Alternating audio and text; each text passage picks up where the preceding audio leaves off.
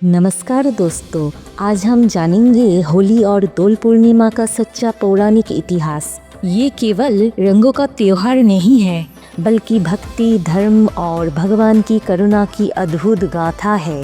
फाल्गुन मास की पूर्णिमा को मनाया जाने वाला ये पावन पर्व भारत में अलग अलग रूपों में प्रसिद्ध है। उत्तर भारत में इसे होली, ब्रज में रंग उत्सव और वैष्णव परंपरा में दोल पूर्णिमा कहा जाता है। इस एक ही दिन से जुड़ी 3 महान पौराणिक धाराएं हैं।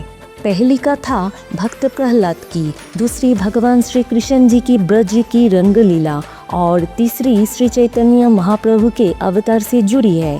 सबसे पहले समझते हैं कि होली क्यों मनाई जाती है।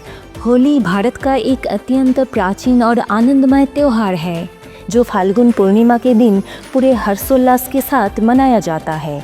इस दिन लोग एक दूसरे पर गुलाल और रंग लगाते हैं, गले मिलते हैं और प्रेम और खुशियाँ बांटते हैं। ये पर्व आपसी भेदभाव मिटाकर प्रेम और भाईचारे का संदेश देता है। इस त्योहार के पीछे कई पौराणिक कथाएं जुड़ी हुई है, लेकिन उनमें से सबसे प्रसिद्ध और प्राचीन कथा है भक्त प्रहलाद और होलिका की। वही पूर्वी भारत और वैष्णव परंपरा में इसी दिन को दोल पूर्णिमा के रूप में मनाया जाता है, जहां किशोरी जी और ठाकुर जी की दिव्य मूर्तियों को सुंदर झूले पर विराजमान करके भजन कीर्तन, पुष्प, आबिर, गुलाल और प्रेम के रंगों से उत्सव मनाया जाता है। इस प्रकार ये एक तिथि केवल रंगों का खेलने ही, बल्कि भक्ति, श्रद्धा और भगवान की लीला का संगम है। सबसे पहली कथा है भक्त प्रहलाद और होलिका दहन की, जिसका वर्णन भगवत पुराण के 7वें स्कंध और विष्णु पुराण में मिलता है। प्राचीन काल में हिरण्यकशिपु नाम का एक अत्यंत बलशाली असुर राजा था। उसने घोर तपस्या करके ब्रह्मा जी से वरदान प्राप्त किया था कि वो ना दिन में मरेगा, ना रात में, ना मनुष्य से, ना पशु से, ना धरती पर, ना आकाश में, ना अस्त्र से, ना शस्त्र से। इस वरदान के कारण वो अहंकारी हो गया और स्वयं को भगवान समझने लगा। परंतु उसके घर में जन्मा उसका पुत्र प्रहलाद, जो भगवान विष्णु जी का एक महान भक्त निकला, वो हर समय नारायण नारायण जपता था। हिरण्यकशिपु ने उसे बहुत समझाया, डराया, पर प्रहलाद नहीं माना। राजा हिरण्यकशिपु ने भक्त प्रहलाद को मार डालने के लिए कई प्रयास किए। बीज दिया गया, हाथियों से कुचलवाया गया, पहाड़ से गिरवाया गया, पर हर बार भगवान विष्णु जी ने उसकी रक्षा की। आखिर हिरण्यकशिपु ने अपनी बहन होलिका को बुलाया। होलिका को वरदान था कि अग्नि उसे जला नहीं सकती। योजना बनी कि वो प्रहलाद को गोद में लेकर अग्नि में बैठेगी। फाल्गुन पूर्णिमा की रात हिरण्यकशिपु की नगर में होलिका दहन के उत्सव के लिए एक बड़ी अग्नि प्रज्वलित की गई। होलिका भक्त प्रहलाद को अपनी गोद में लेकर उस अग्नि में बैठ गई, परंतु प्रहलाद भयभीत नहीं हुए।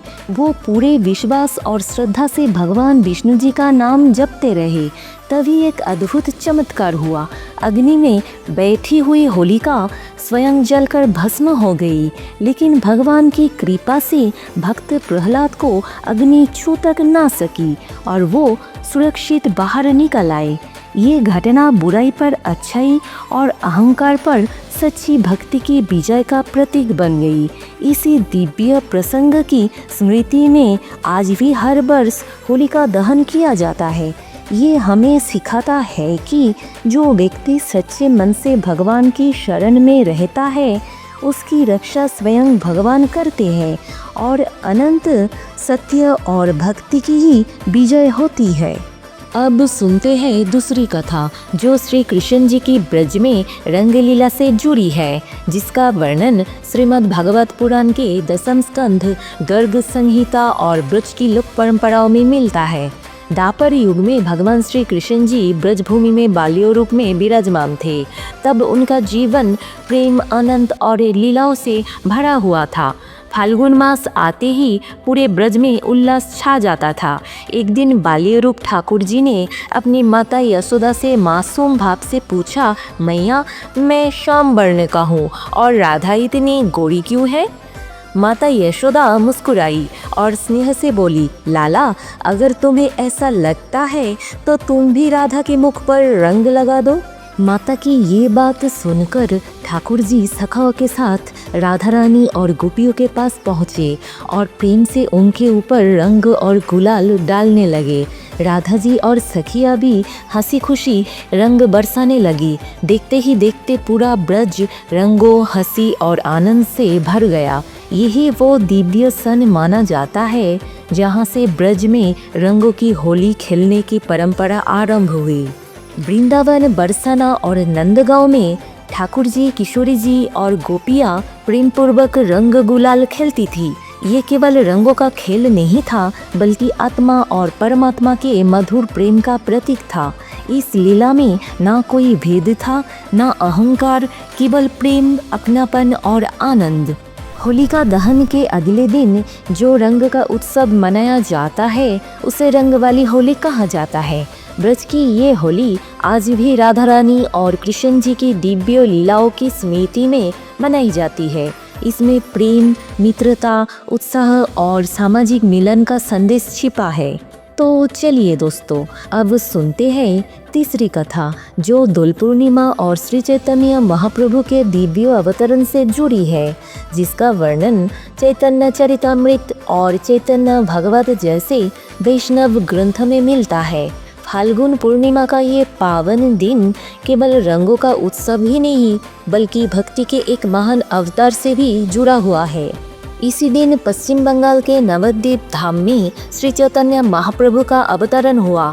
वैष्णव परंपरा में उन्हें भगवान श्री कृष्ण जी का करुणामय अवतार माना जाता है। कहा जाता है कि उनके जन्म के समय चंद्र ग्रहण लगा हुआ था और पूर्णिमा की उस पावन संध्या में चारों ओर हरि बोल और हरे कृष्ण का कीर्तन गूंज रहा था। उसी पवित्र सन में 18 फरवरी 1486 को उनका जन्म हुआ। बाद में उन्होंने बड़े होकर भक्ति आंदोलन के महान प्रवर्तक बने और उन्होंने हरिनाम संकीर्तन हरे कृष्ण का प्रचार पूरे भारत में किया।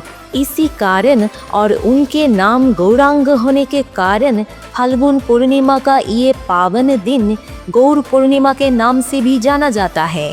पूर्वी भारत, विशेषकर पश्चिम बंगाल और ओडिशा में होली को दोल पूर्णिमा के रूप में मनाया जाता है। इस दिन राधा रानी और कृष्ण जी की सुंदर मूर्तियों को सजे हुए झूले, जिसे दोल कहा जाता है, उस पर विराजमान किया जाता है।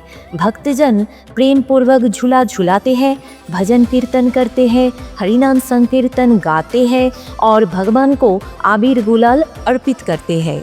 मंदिरों और आश्रम में भक्ति का अद्भुत वातावरण होता है। भक्तजन एक दूसरे पर रंग लगाते हुए प्रेम, भक्ति और आनंद का अनुभव करते हैं। ये उत्सव केवल बाहरी रंगों का नहीं, बल्कि हृदय में बसे भगवान के प्रति प्रेम का प्रतीक है। इस प्रकार दोल पूर्णिमा श्री चैतन्य महाप्रभु के प्रकट होने की स्मृति, राधा रानी कृष्ण जी की दिव्य लीला और भक्ति आंदोलन के संदेश का पावन संगम है। होली और दोल पूर्णिमा केवल रंगों का उत्सव नहीं है, बल्कि ये हमारे जीवन को एक गहरा संदेश देती है। ये पर्व हमें सिखाते हैं कि सच्ची भक्ति और अच्छाई की शक्ति अनंत हर बुराई पर विजय प्राप्त करती है। प्रेम और मित्रता समाज के बंधनों को मजबूत बनाते हैं और आपसी भेदभाव मिटाकर एक दूसरे को अपनाने का मार्ग दिखाते हैं।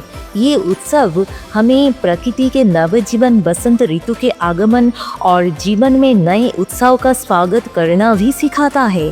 साथ ही ये हमें क्षमा, अपनापन और प्रेम का संदेश फैलाने की प्रेरणा देता है। इस पूरी कथा से हमने जाना कि होली केवल रंगों का त्योहार नहीं, बल्कि भक्ति, प्रेम और जीवन के नए आरंभ का प्रतीक है।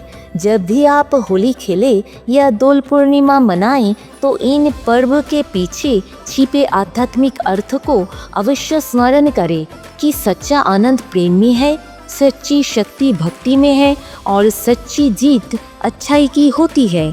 इसी संदेश के साथ हम इस पावन कथा का समापन करते हैं। अगर आपको ये पावन उत्सव की कथा पसंद आई हो तो वीडियो को लाइक कीजिए, शेयर कीजिए, अपने परिवार और दोस्तों के साथ ज़रूर साझा कीजिए। ऐसे ही ज्ञानवर्धक वीडियो देखने के लिए हमारे ज्ञान भक्ति कथा चैनल को सब्सक्राइब ज़रूर कीजिए। जय श्री कृष्ण। राधे राधे।